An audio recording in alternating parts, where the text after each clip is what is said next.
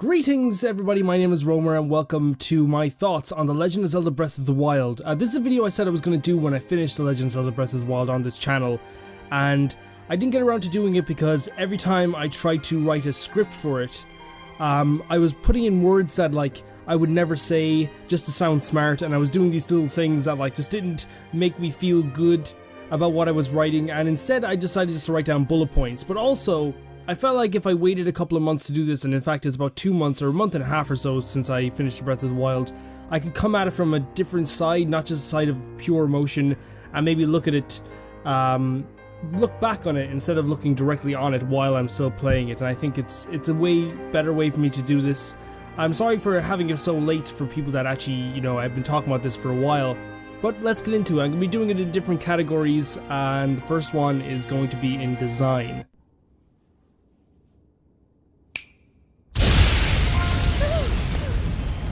Barbosa! What was that? Did you feel that?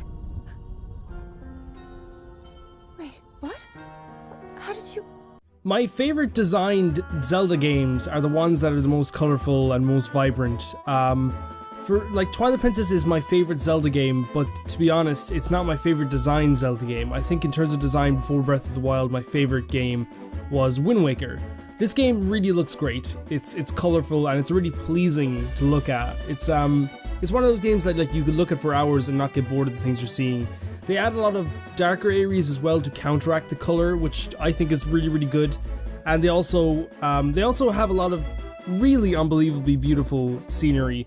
And a lot of people, I think the biggest complaint was that, animated cartoon scenery is not as impressive as, full motion graphics, but stuff like, not as impressive as stuff like Uncharted. Uncharted is impressive, but to me, I always go for style over graphics, and this to me has an amazing style.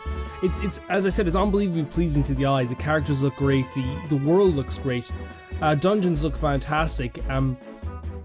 Water and grass is something that is just something, it's really hard to do, and they didn't make for it to look, they didn't do it to look realistic, but they did it in a way that looks absolutely fantastic. I still think the water in Wind Waker looks better, but that's just because I love cartoony styles and I love Wind Waker so much. But yeah, I think this game looks especially with these fucking amazing. nice ones. It's designed really well. So if this Calamity Ganon does in fact return, what can we really do? We just don't seem to know much about what we'll be up against. The next category I wanted to talk about was the open world. It's actually really, really vast. When people were talking about the open world of Zelda, a lot of people wanted to put it down before the game was actually out, and that's, it's neither here nor there in this talk about this game. There's no right way to explore this open world, but the vast open world is gigantic and there's so much to do in it. And yeah, I do get the complaint that there is, a lot of similar stuff to do, like there's a lot of shrines, a lot of attacking camps, a lot of getting towers and all this stuff. But I do think that they change it up in such ways that it doesn't make it completely stale each time you do it. I think the shrines, do change up the gameplay quite a bit.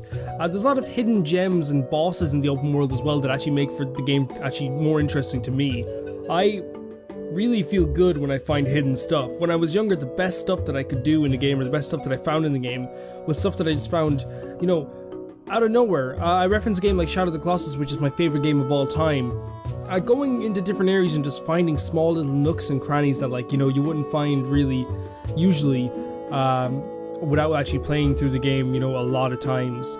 And stuff like that in Zelda, like finding fairies just behind rocks, and finding different characters that would just speak to you in the world. Sometimes they're rude, sometimes they're really nice. It's really hard to explain what I'm trying to say here, but I do think that the open world was done right, because there's no right way to explore, and that's what open world should be. It's a true open world. There's no you can't go here because you don't have this power up or whatever. You can choose, in what order and in what way you can do things. Yeah, there is blockades, but that happens in every game. It's contextual though, because you can't go into certain areas, like say the all-female, what's the name of the place again? The Gerudo place? I forget the name. I'm so sorry for forgetting the name of it, but you can't go into that area because you're not dressed as a female, and that makes sense. It's context, but it's within the game. 45 hours into this game, I was still finding new things.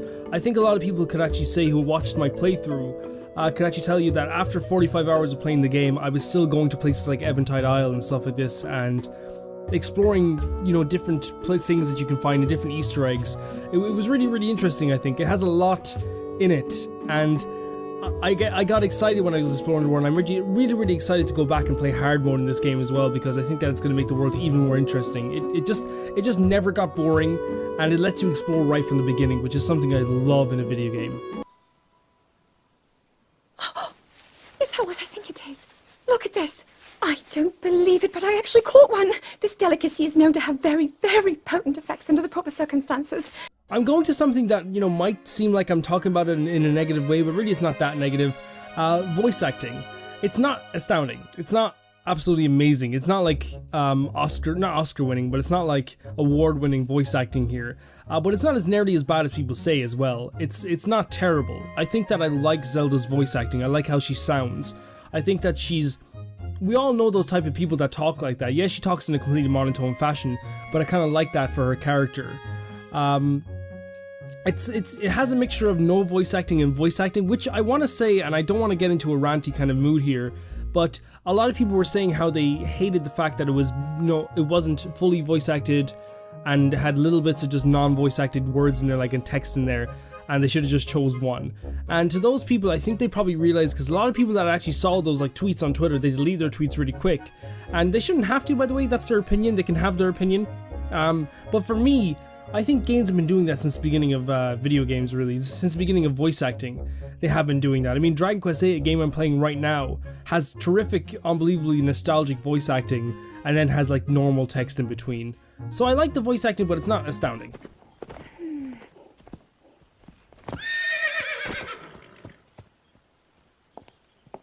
I thought I made it clear that I'm not in need of an escort. It seems I'm the only one with a mind of my own. I, the person in question, am fine, regardless of the king's orders.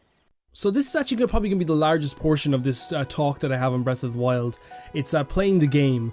I enjoy playing this game. It's not one of those games where I'm just like, I like the story.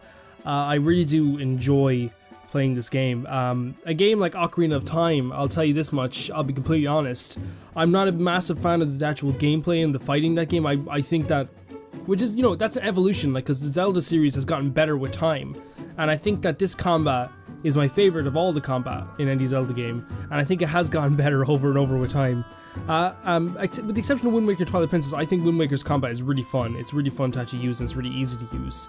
The weapon system is something that I really like. The way that weapons break forces you to think on your feet and forces you to actually look for more weapons and explore more and actually do more things in the world to get better weapons. Eventually that doesn't become much of a problem because you have the Master Sword, and in dungeons that's going to work very well.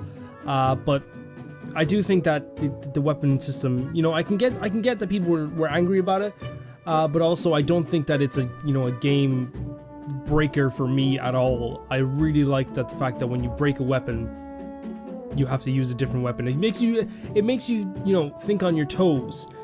It really does, because in every sense of the word, this game is a survival game. It's a survival game, which is something I never thought I'd say about Zelda. It's a survival game in an RPG world. You have to survive in this world. You have to get items for cooking. You have to get new weapons. When you get arrows in this game out of a chest, it feels good. Like, when has getting arrows ever felt so amazing than in this game? It just feels so good to get arrows in this game. Also, they have different weapon style, which actually works really well for the game as well. They have spears, swords, bows, whip-like weapons, and great swords. And to me, I think more weapons is a good thing. We always kind of use just one weapon in the Zelda series, which wasn't bad, but I think that the variety of weapons is what makes games good nowadays. I would love in The Witcher if I could use a spear. Just sometimes it's fun to use different weapons. My favorite type of weapon is a sword. I like having a sword. Whenever I'm playing an RPG and they get me to choose something, I always choose the sword first and then go on to the other stuff afterwards. But the fact that you can use a bow in this game, so freely, you could use a bow in the other games, but you can use it so freely in this game, makes me very happy. Another thing is that I think climbing is just so fucking good. Climbing should be in every game now, even if it doesn't even make sense. You should be able to climb in every game. The fact that you can just go up to any surface and just climb it, And yeah, the rain makes it fucking annoying to climb sometimes, and like it does, like we can't deny this, it makes it fucking annoying to climb. But Jesus Christ, more games should have climbing. Just more, please have more climbing. I'll get probably trashed if I don't mention this, but the frame rate in some parts was bad. I think I have a few, instances in my playthrough where the game just completely juddered and stopped at certain enemies, and I think people actually saw this and commented on it, and the update actually improved the frame rate for the entire game, but the judding and the juddering, I haven't played it in about a month, so I don't know, but it didn't stop from the last time I played it, so I can't really say if it stopped or not, so I'm not going to comment on that too much. But it was when you fought those bigger, is it moblins or, yeah, moblins I think it is. Is that what their name is? Moblins? Types of mushrooms were. I started to learn where you could get frozen flowers and stuff like this, so you could just all make, and like the Silent Princess, I learned where all this stuff was in the ecosystem, which meant that the world had its own ecosystem, which is so fucking cool. Like, you can't deny that a world having an ecosystem where different things grow in different climates is not fucking cool, because it hasn't been done before. If it has been done before, please correct me. Straight away. There's cool stuff that during when you're playing the game, finding fairies, sea travel is cool as well. It's not as great as Wind Waker, of course, but it couldn't be without boats. There's things like Eventide Isle. Like Eventide Isle, that whole area felt like a different game. That could have been DLC. It's basically, if you don't know, it's this island where basically you have nothing and you have to survive on the island. Really fun. I wish there was more of them. I wish there was like more islands like that, like the challenge got more and more each time. And I think the last thing in terms of like playing the actual game, I want to talk about the Yiga clan. This is something that I found out off camera. I was playing through the game just doing some side stuff just to get ready. What I basically did was I do the main quest and I would go around to find stuff I missed.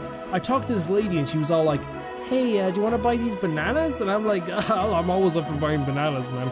And she comes along and turns into this thing called the Yiga clan and tries to fucking kill me. It was awesome because these guys chase you around. These guys and girls chase you around everywhere. And eventually you get to go to their hideout. And their hideout is so out of left field. It's like this mission that you have to do. But like it felt like not only did this world have an ecosystem, not only did this world have lore, not only did this world have characters and towns and civilizations, it has civilizations, but in the game it also had a freaking clan of fucking assassins. It was awesome. I loved it. I think you are now ready. Ready to hear what happened 100 years ago. So let's get into a really big hot point for a lot of people. Let's talk about dungeons. There are no dungeons in Breath of the Wild. Like, we can debate this for hours, but my stance will always be that there are no dungeons. I feel like a dungeon is a lot different to what we had in the game. The main four, if you want, I'm just gonna call them dungeons for sake. I don't know. The main four areas, I should say, or main four, the main four, I'm just gonna say it, in the game, all consisted of divine beasts. And this is something that's not so different to most dungeons, apart from maybe like Jabu Jabu, which I think what people call a dungeon as well. So I might be just completely fucking wrong, but to me, like, they're not dungeons. They're just kind of like these mechanisms that you go through and, like, guys, I'm trying to explain my point here in a way that doesn't sound too stupid, because I'm trying to say what I'm trying to say here. Each one had different mechanics is what I will say first, which was fun. They're not my favorite in terms of, like, those type of things like dungeons and temples. They're not my favorite in the whole series. In fact, they're probably my least favorite. But I don't think, like, to be honest, like, I went through some of those dungeons in half an hour. Like 2 hours worth of, I'm saying dungeons because I don't know what else to say. 2 hours worth of dungeons, like, in like my 45-hour playthrough. I'm not gonna judge how good a game was on that. I can't judge how good a game was on 2 hours worth of that game. Especially when it wasn't bad. It wasn't even nearly bad. It was really good. The boss designs, again, I don't really like them in this game. I feel like they're kind of similar, but it's context, it's context. And I love context. It makes sense for them all to look the same. It would be stupid of me to say, oh, make this one look like a big giant rabbit, or make this one look like a big giant troll. It doesn't make sense for me to do that. They're all contextually awesome in their own frickin' way. But one area that I think could be classified as a dungeon is Hyrule Castle. This is the best Hyrule Castle I've been in. This feels like an actual castle. It feels there's different rooms, there's dining halls, there's library, there's like a bedroom, there's Zelda's Zelda's fucking diary. Sorry for swearing so much, but it's so great. It's so great, and going through the different layers of this castle, finding different things, and finding like shrines under it, and finding different weapons, and finding the Hyrule Shield, studying up on all this stuff, really made for a better game. I always thought, no, I always believed that you would find a way to defeat Ganon. I never lost faith in you over these many years. Thank you, Link. The hero of Hyrule. And lastly, we're going to be talking about story, which to many people is the most important thing in Zelda, and I think that throughout some games in Zelda, I've played through them just to hear what was going to happen next. It's very simplistic. They don't shove it in your face, they don't jam it down your throat, they don't make you learn the story. In fact, you can just do the main quest, and that's it. The memories are kind of what tie the story together, and they're optional, which I like that they're optional. The memories are basically, you can collect them when you find out something new about Zelda and Link, and the world at large, really. And I would be lying if they didn't make me have a connection with Zelda and with the world. I cried. I did cry in some of those memories. In fact, 2 of those memories, I cried like a little baba. I don't know. It makes you feel stuff, and that's a good thing in my book. Throughout the whole game as well, the story is kind of based on you, and I know that's so pretentious. The story is you. Like, my story is completely different to everyone else's because I did different things at different times. Throughout the game, though, I felt Calamity Ganon's presence. Likewise, I felt Zelda's presence, and likewise, through most of the game, I felt the champion's presence. It's this weird feeling knowing that every time you use a power-up in this game, the champions are there with you. It's a weird feeling knowing that, like, you know, at any second Zelda could talk to you. And it's an even weirder feeling seeing in the distance this Calamity Ganon over Hyrule Castle, because it's reminding you constantly, yeah, you're having fun doing the snowboarding, yeah, you're having fun doing this mission, yeah, you're buying some food, you're cooking some food, but look at what's happening. One thing I would have liked, but then again, I'm not a story writer myself, so I can't say if this would have been cool or not, but I think it would have been cool to see towards the end of the game, maybe towards the last mission, some of the towns got destroyed or something, like Calamity Ganon was like destroyed Kakariko Village and stuff like this. Maybe things like that would have been cool. You know, Kakariko Village is beautiful, though. I wouldn't like him to actually destroy it. Something I didn't talk about earlier, like, you know, the villages look great in this game. This, you know, likewise, feeling, you know, the characters were with me all the time, and feeling Zelda was with me. Looking over that castle in the distance really added to the story for me, because it meant not only was I playing a game that was a Zelda game, I was playing a game that was completely different to every other Zelda game. I could see Ganon nearly all the time in this game.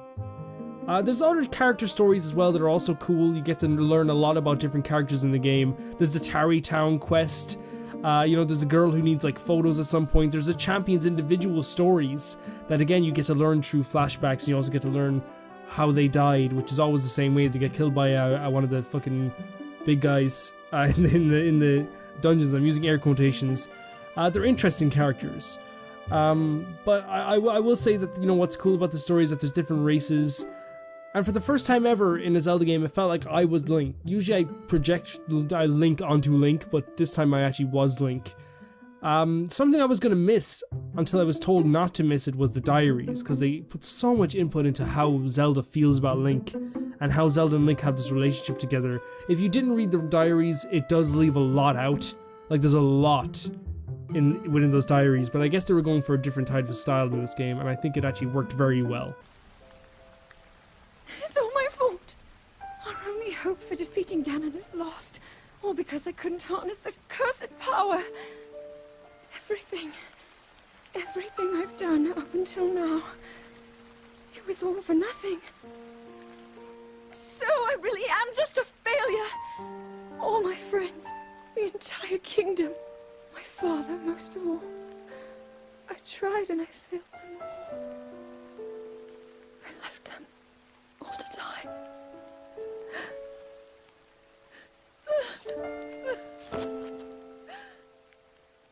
So in conclusion on this whole thing, I think that this is one of my favorite games of all time. I don't know where exactly I would rank it in terms of top 10s.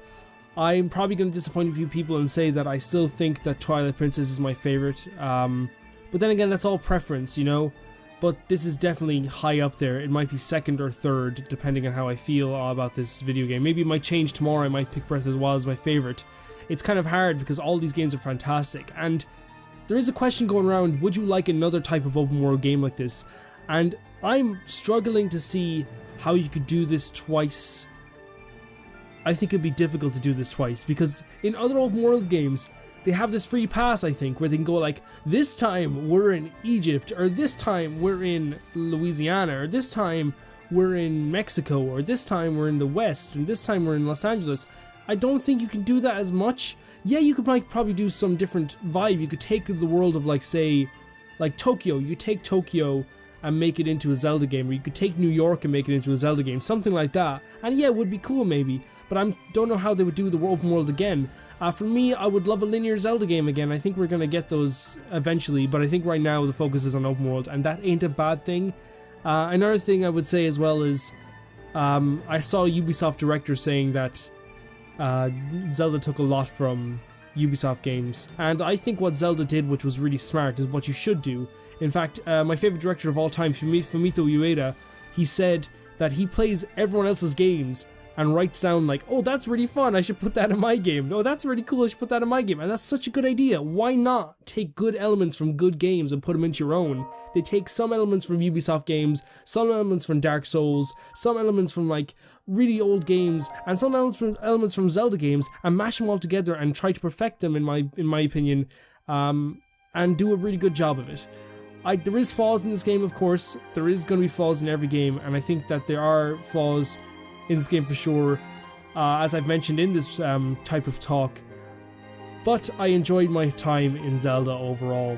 I want to thank you guys for listening to this. I'm sorry this is unscripted, but I felt like this was the best way to get my point across from the heart.